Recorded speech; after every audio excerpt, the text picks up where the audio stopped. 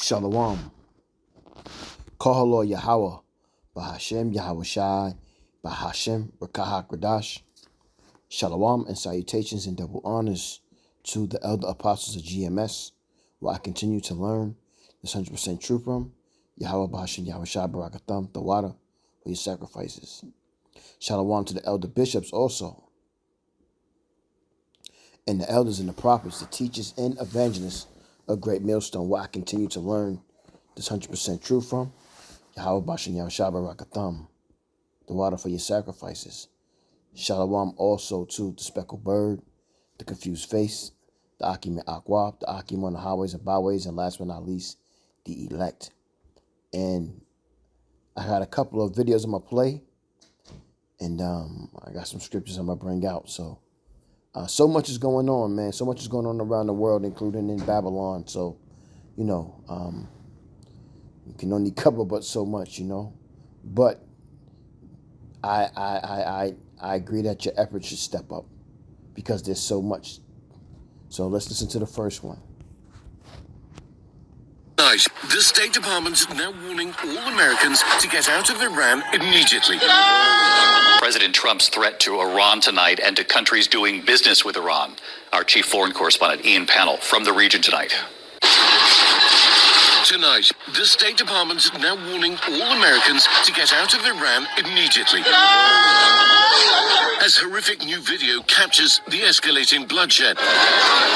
Unarmed protesters simply calling for change gunned down in cold blood as the regime tightens its grip and President Trump weighs a military response to stop the crackdown. We're looking at it very seriously. The military is looking at it, and we're looking at some very strong options.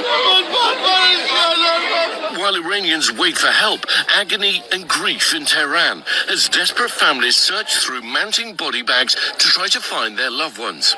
Despite an internet blackout, a handful of chilling videos are leaking out onto social media. Human rights groups now say more than 600 people have been killed, including 9 children, more than 10,000 arrested. What began as protests over staggering inflation and a currency collapse, now on the brink of a wholesale uprising. Iranian-American doctor Kayvan Miradi calling it a massacre, saying Iranian doctors are forced to treat wounded protesters inside homes, fearing the victims could be arrested at hospitals. They said bodies and bodies of dead people just coming in. There's no place for the morgue to even put them. Families showing up trying to pick them up, and they're not releasing their body until they pay. They want them to pay money to the government to get the body. After making threats if the regime used violence, President Trump now saying Iranian leaders called him over the weekend, claiming they want to negotiate. Echoing a statement today by Iran's foreign minister who said Iran is prepared for war but ready to talk. Solidarity protests popping up across the globe and back in the US. The FBI now investigating this incident in Los Angeles after a U-Haul truck plowed into a crowd demonstrating in support of protests in Iran, injuring 2 people. Police say the truck displayed signs opposing the views of the protesters. That driver arrested and charged with reckless driving. David, make no mistake, these are the most consequential protests we've seen in years, and the regime is feeling the pressure.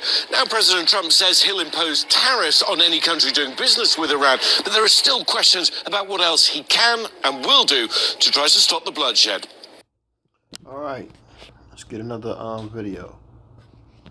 It's going down, y'all. It's going down. David, the developing story out of Iran tonight. Ian, thank you. President Trump's threat to Iran tonight and to countries doing business. The United States owes 36 trillion. China owes 15 trillion.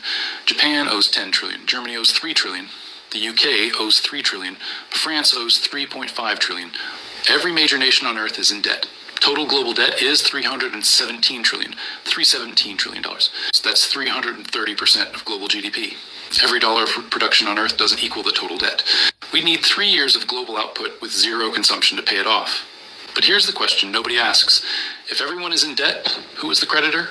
Who holds $317 trillion in assets? If the rest of the Amalekites, the small hatters, the war humpers, the world holds $317 trillion in liabilities, Debt is a zero-sum game. For every borrower, there's a lender. If the United States owes $36 trillion, someone owns $36 trillion in claims on the United States. If global debt is $317 trillion, someone owns $317 trillion in global assets. Who? The answer reveals the largest wealth concentration mechanism in human history, not through conquest, not through theft, through a system where the many borrow and the few lend, where interest compounds forever, and where debt mathematically cannot be repaid, so it grows perpetually while funneling wealth upward.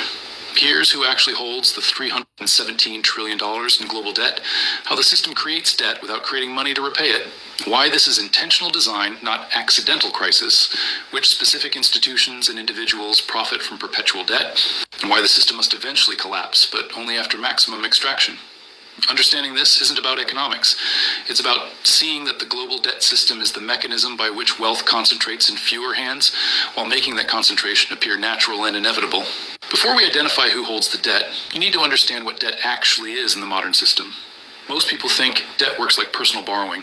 You borrow $10,000 from a bank. The bank had $10,000 and lent it to you. When you repay, the bank gets its $10,000 back plus interest. This is not how modern debt works. When a government borrows money by issuing bonds, the money doesn't exist before the borrowing. The act of borrowing creates the money. The central bank or commercial banks buy the government bonds by creating money from nothing through ledger entries. The U.S. government needs $1 trillion. It issues treasury bonds. The Federal Reserve announces it will buy $500 billion of those bonds. Commercial banks buy the other $500 billion. Where does the Federal Reserve get $500 billion? It doesn't have it. It creates the money by typing numbers into a computer. The Federal Reserve's balance sheet increases by $500 billion in assets and $500 billion in liabilities. That's that technocracy right there, man. That's that NWO with that C hip. You know what I'm saying? That's what it's going to do. The commercial banks do something similar through fractional reserve banking. The money didn't exist before. It exists now because of the bond purchase. When the U.S. government borrows $1 trillion, that $1 trillion is created through the borrowing process. But here's the critical part. Only the principal is created. The interest is not created. If the government borrows $1 trillion at 5% interest, it must repay $1 trillion plus $50 billion interest per year. But only $1 trillion was created. The $50 billion to pay interest must come from somewhere else. Where? From future borrowing or from taxing the existing money supply? This creates a mathematical trap.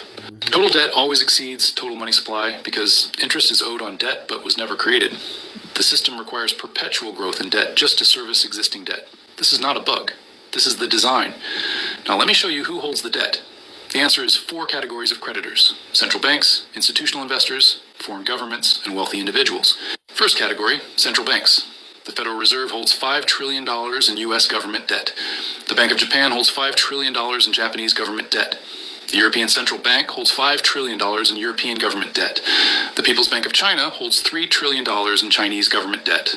Central banks, globally, hold approximately $25 trillion in government bonds. This is 8% of the $317 trillion total debt, but it's the foundation because central banks create money to buy government bonds, enabling governments to spend beyond tax revenue. But who owns the central banks? The Federal Reserve is not government-owned. It's a private institution owned by member banks. The 12 regional Federal Reserve banks issue shares to member commercial banks. JP Morgan Chase, Bank of America, Citigroup, Wells Fargo receive a 6% annual dividend on their Federal Reserve shares. When the Federal Reserve holds $5 trillion in government bonds and receives interest, that interest ultimately flows to the private banks that own the Federal Reserve. The public believes the Federal Reserve is part of the government. It's not. It's a private banking cartel created in 1913 to allow private banks to profit from government debt. The Bank of England, created in 1694, the United States owes... All right, so there's a lot to catch with that. So I'm going to play one more video.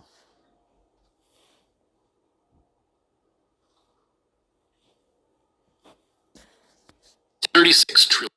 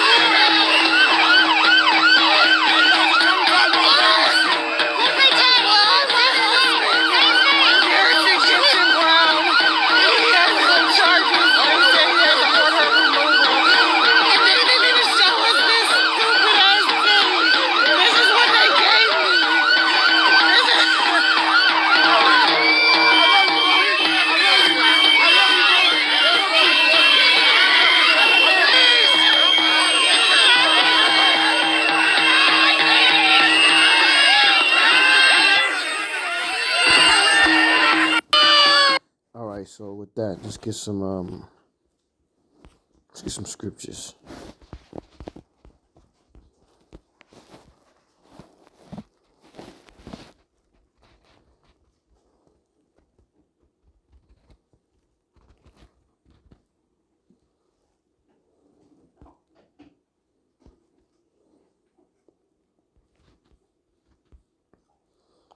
Start with 2nd Esdras 15:8, and it reads, I will hold my tongue no more for touching their wickedness, which they profane is outside of the church, commit, neither will I suffer them in those things in which they wickedly exercise themselves. Behold, the innocent and righteous blood crieth unto me, and the souls of the just complain continually. So jump down to verse 15. I can start at 14. Woe to the world and them that dwell therein, for the sword and their destruction draweth nigh. And one people shall stand up and fight against another, and swords in their hands. Those swords are those guns that you see those men with. For they shall be sedition among men, and invading one another. They shall not regard their kings nor princes, and the course of their actions shall stand in their power. A man shall desire to go into a city and shall not be able, because they're going to start setting up checkpoints. This place is going to become a big prison. You can tell and see that martial law is here. It's just not in full effect yet. Let's get Habakkuk. So, so much is going on, man. You just got to be on, got to be paying attention like Yahweh Shah said, watch and pray, roughly paraphrasing. Habakkuk 2:5. Yea, also because he transgresseth by wine, he is a proud man, neither keepeth at home, who enlargeth his desire as hell, and is as death, and cannot be satisfied, but gathered unto him all nations, and heapeth unto him all people. Shall not all these take up a parable against him, and a taunting proverb against him, and say, Woe to him that increaseth that which is not his? How long? And to him that ladeth himself with thick clay, which is a batyat. That's what I was in the second video, was trying to show you about debt. That thick clay means debt, which again is a batyat.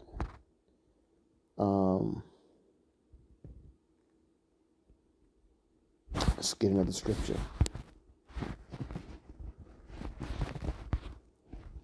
Psalm 73 and start at 5, and it reads, They are not in trouble as other men. Who's this talking about? It's talking about Esau. Talking about that wicked elite, man. The central bankers and the rich men. These are those men. They are not in trouble as other men, neither are they plagued like other men. Therefore pride compasseth them about as a chain, violence covereth them as a garment. Because they the ones who was telling Nero to do the things that he's doing. And the people are starting to catch on, and they're getting frustrated. Even his own people. Their eyes stand out with fatness. They have more than the heart could wish. Yeah, they're the super elite, the super rich. They are corrupt and speak wickedly concerning oppression. They speak lawfully. They set their mouth against the heavens, and their tongue walketh through the earth. So these devils are all about controlling and manipulating and suppressing the people of Yahweh and Yahweh Shai first, and then also their people, as well as the nations. This is what this devil's about, man. And people are starting to catch on. So guess what? He has to elevate his next move to silencing. That way he can roll out his NWO, which is going to lead to WW3. And these types of things are going to lead to WW3, and it's going to make it worse for anyone. Who's going to be things like pestilence and famine. You know what I mean? They're going to use that to convert people to the MOTB, because it's obvious that, it's evident if you pay attention that civil war is at the brink. And with civil war, it's going to bring about martial law. It's here. This is Job 20:15. He have swallowed down riches, and he shall vomit them up again. The Most High shall cast them out of his belly. So all of this that Esau is doing, the Most High is getting ready to deliver him to his elect, which is Israel, which is the chosen elect out of Israel. And this is the time that we've been waiting for, because this devil can't continue to go on doing what he's doing, man. Because like he said, there'll be no flesh saved if this devil continues the way he's doing what he's doing. This is Psalms 37 and 35, and it reads, I have seen the wicked in great power and speeding himself like a green bay tree. Yet he passed away, and lo, he was not yet. Yea, I sought him, but he could not be found. Yahweh Shai going to put this man down, and he's going to do it by using Yahweh Shai and the angels. This is why the people roar, man, because Esau's in power, man.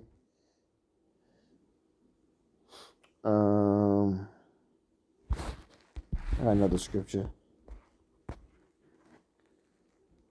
Isaiah 33 and 1, and it reads, Woe to thee that spoilest, and thou wast not spoiled, and dealest treacherously, and they dealt not treacherously with thee. When thou shalt cease to spoil, thou shalt be spoiled.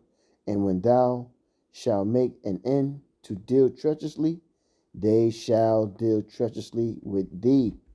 O Yahweh, be gracious unto us. We have waited for thee. Be thou their arm every morning, our salvation also in the time of trouble. At the noise of the tumult, the people fled. At the lifting up of thyself, the nations were scattered. And they're going to go back into their homelands, and they're going to wait for us to come back and then put them into slavery. Well, not in that fashion. They're not going to go back to their homelands. They're going to be taken from wherever they are, and they're going to be made to serve us and to rebuild Jerusalem back. And then they'll be able to go back into their homelands. Let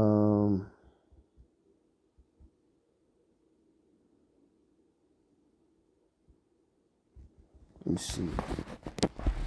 Another scripture.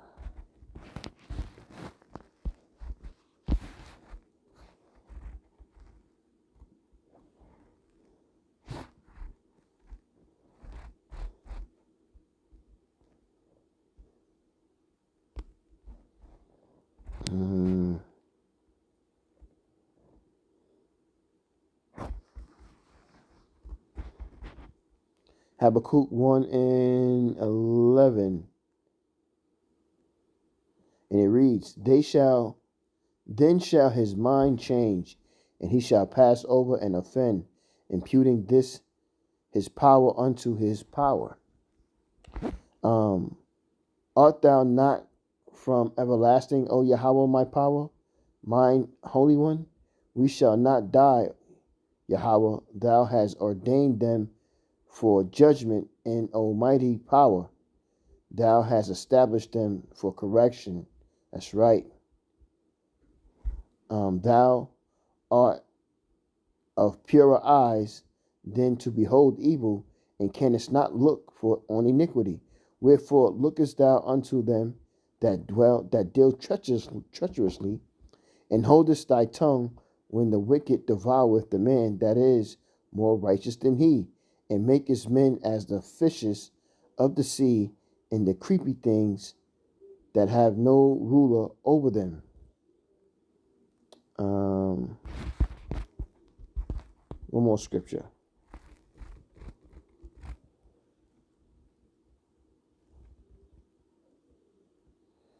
Habakkuk 2:17. For the violence of Lebanon shall cover thee, and the spoil of beasts, which made them afraid because of men's blood, and for the violence of the land, of the city, and of all that dwell therein. So Yahweh and Yahushai is going to get ready to put the work on these fools. Let me see something. Habakkuk